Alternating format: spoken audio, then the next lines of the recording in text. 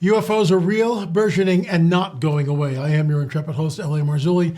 This is another update on the UFO phenomenon.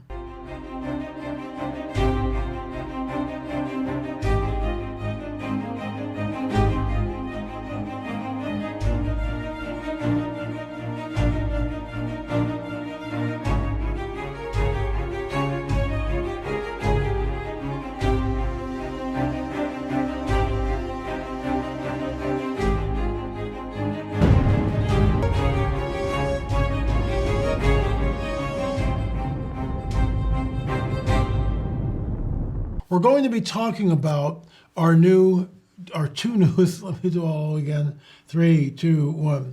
Today on our show, we're going to be talking about our two films on Roswell.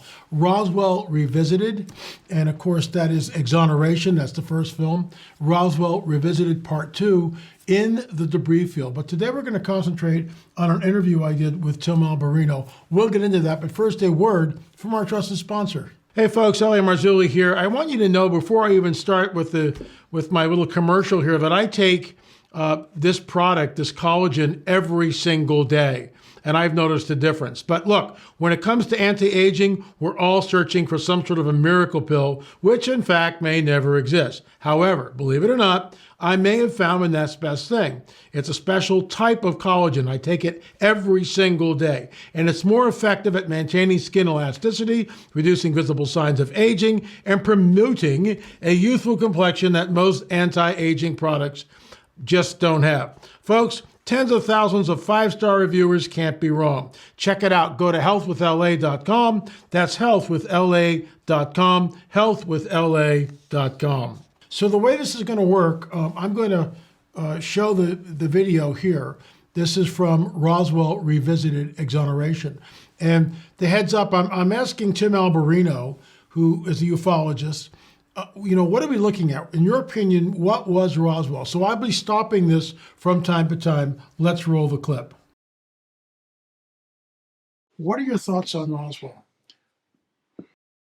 My thoughts on Roswell is that the Roswell incident is exactly what Jesse Marcel said it was. It was a crashed saucer. He recovered pieces of this saucer. I do believe bodies were also recovered. I do too.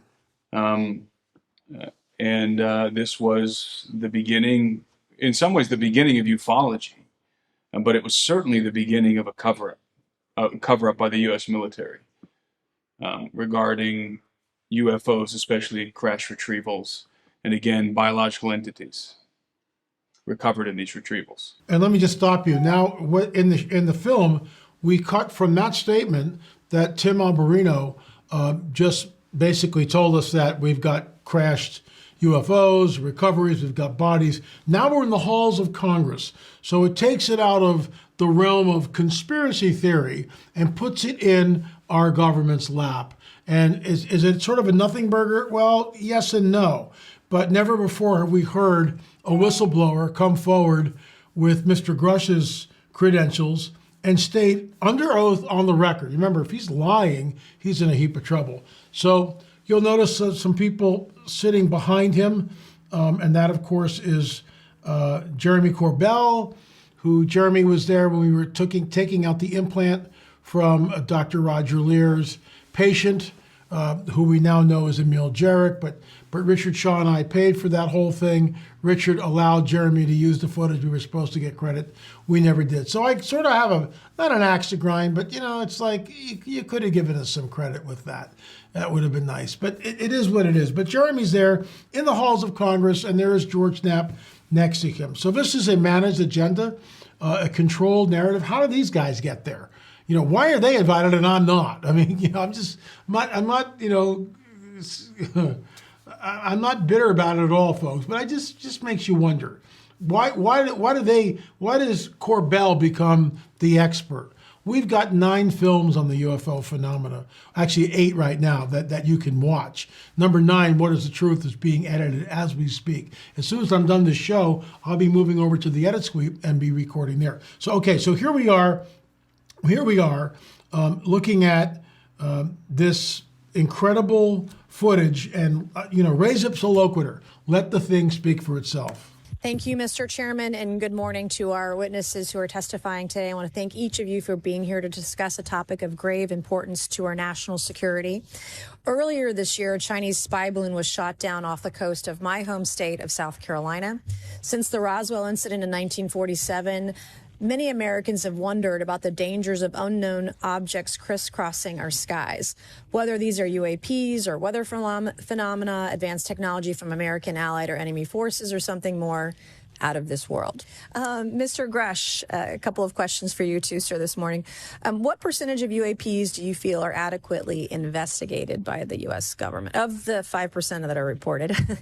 I can only speak for my personal leadership over at NGA. I tried to look at every report that came through that I could triage. So, do you believe that officials at the highest levels of our national security apparatus have unlawfully withheld information from Congress and subverted our oversight authority? there are certain elected leaders that had more information that I'm not sure what they've shared with certain Gang of Eight members or et cetera, but certainly I would not be surprised. Okay. You've stated that the government is in possession of potentially non-human spacecraft. Based on your experience and extensive conversations with experts, do you believe our government has made contact with intelligent extraterrestrials? Something I can't discuss in public setting. Okay, I can't ask when you think this occurred. If you believe we have crashed craft, stated earlier, do we have the bodies of the pilots who piloted this craft? As I've stated publicly already in my News Nation interview, biologics came with some of these recoveries. Yeah. Were they, I guess, human or non-human biologics? Non-human, and that was the assessment of people with direct knowledge on the program I talked to that are currently still on the program. And was this documentary evidence, this video, photos, eyewitness? Like, how would that be determined? The specific documentation I would have to talk to you in a skiff about. Gotcha. Yeah. Okay. So, and you may or may not be able to answer my last question, and maybe we get into a skiff at the next hearing that we have, but who in the government, either what agency, sub-agency, what contractors, who should be called into the next hearing about UAPs, either in a public setting or even in a private setting? And you probably can't name names, but what agencies or organizations, contractors, et cetera, do we need to call in to get these questions answered, whether it's about funding, what programs are happening, and what's out there? I can give you a specific cooperative and hostile witness list of specific individuals that were in those. And how soon can we get that list? I'm happy to provide that to you after the hearing. Super. Thank you. And I yield back. So here's the deal. Now, you know, Grush isn't holding up pictures or videos. They're not releasing any of that, the biologics. But he says, yeah, they're non-human biologics that came with some of the recovered craft. So we know, I believe, that this happened all the way back in 1947 at the Roswell crash. Now, we also believe that when the craft, and we show this in the film, and I got my little prop here. I want to thank Vicky Joy for giving this to me. But, you know, the UFO comes in like this. It hits the ground. It comes up. This is in the film. And then later on, it comes back in again. The second time it hits the ground, it explodes. So we've had these since 47. They had the bodies in 47. There are two crash sites. There's the one that Jesse Marcel went to. That's the initial one. And then a few miles later, that's where the body of the craft and the bodies of the occupants were found. So what amazes me is that Grush states this on the record in Congress, and no one bats an eye, which is just incredible. Meanwhile, and you will also notice that the mainstream media did not pick up on this little Q&A here from Miss Mason and Mr. Grush. That really didn't happen. Even with Tucker Carlson, when Grush appeared on Tucker Carlson just several weeks ago now, and basically gave a very in-depth interview on Tucker, which I watched. Nothing new, but he basically didn't waver at all on his story. Well, the mainstream media didn't pick up with any of that. But the following week, Jaime Maussan, and I love Jaime, he's a great guy, but Jaime Maussan comes up with what I think are bogus alien bodies. And that goes viral. That just goes viral everywhere. And why is that? Why is that story, why does that story go viral? But the whistleblower, David Grush, it doesn't even get to first base. Nobody picks up on it. My phone didn't ring. I had a couple of emails from people. LA, did you see this? Yes, thank you for sending it to me, but I did see it. This is what I do. So let's continue. This is the interview with Tim Alberino. This was done up in Montana at the Jesse Marcel Jr. Memorial Library. So let me ask you something. So they had the old guard, General Ramey and the crew, they had a chance. They had a moment in time where the government could have said, okay, they're here. We're not sure what this is. We have a crash thing. They could have done that, but they didn't do that. They deliberately obfuscated and they lied to the American people. I mean, they bald-faced lied. So all this has changed now. That's the old guard, Ramey and the crew. They're all dead. And now we're seeing this stuff released on Fox News and CNN and all sorts of other media. We have, metal with isotopic ratios not found on this Earth. We've got metal from crashed UFOs, probably recovered bodies. The Pentagon has craft in their possession not made on this world, and on it goes. What are your thoughts? That's a really good point. That is the pivotal moment when the Pentagon decided to lie about what happened at Roswell. And that really set the stage for, as you said, the rollout of aggressive obfuscation of the UFO phenomenon, even to the degree of harassing people, persecuting people, and perhaps even killing people for knowing too much or talking too much. I agree.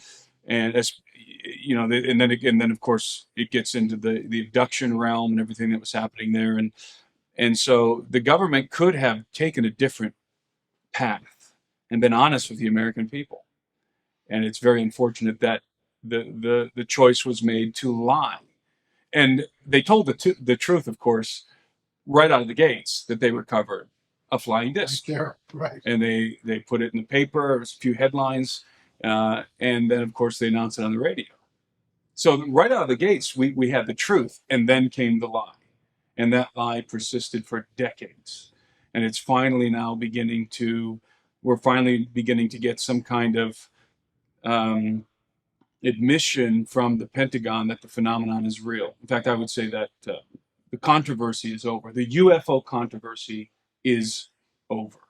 So, folks, thanks so much for watching. I think the thing speaks for itself. Roswell 1 and Roswell 2. If you buy the videos right now, the DVDs, we are not shipping yet because we don't have them yet. But if you buy them, you can go to, we'll send you a private link and you can watch them via our streaming channel. So you can at least be up to speed if you want.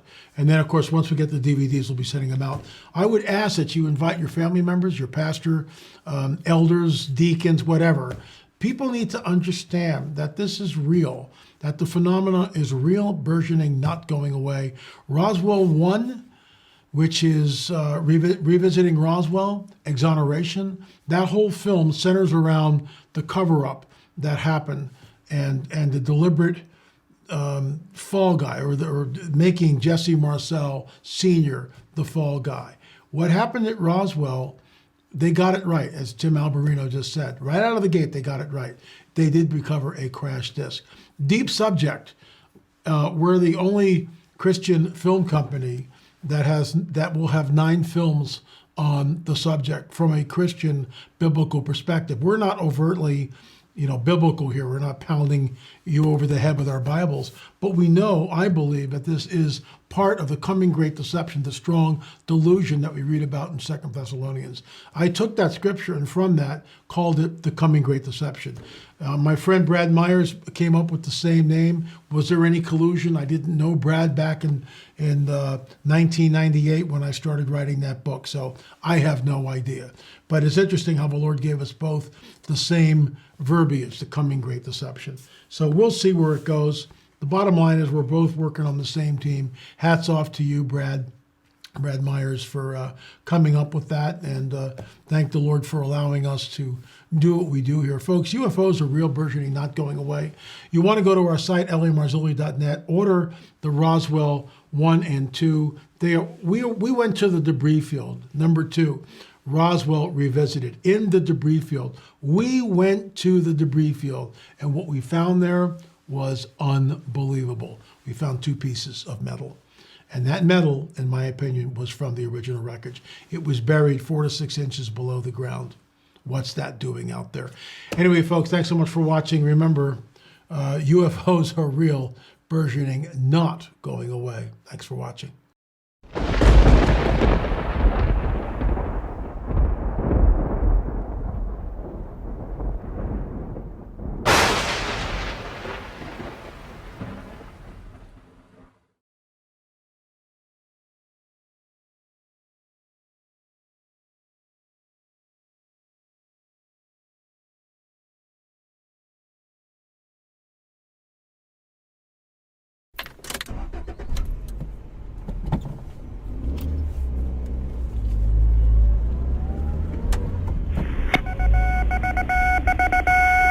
Headline edition, July 8, 1947.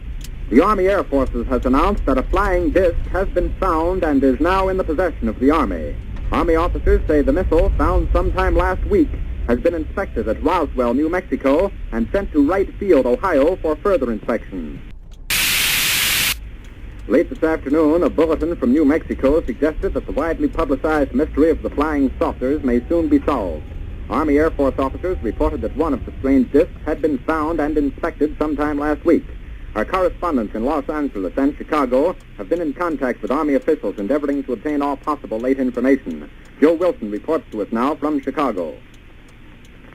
The Army may be getting to the bottom of all this talk about the so-called flying saucer. As a matter of fact, the 509th Atomic Bomb Group headquarters at Roswell, New Mexico, reports that it has received one of the discs which landed on a ranch outside Roswell. The disc landed at a ranch at Corona, New Mexico, and the rancher turned it over to the Air Force. Rancher W.W. Brizzell was the man who discovered the saucer. Colonel William Blanchard of the Roswell Air Base refuses to give details of what the flying disc looks like.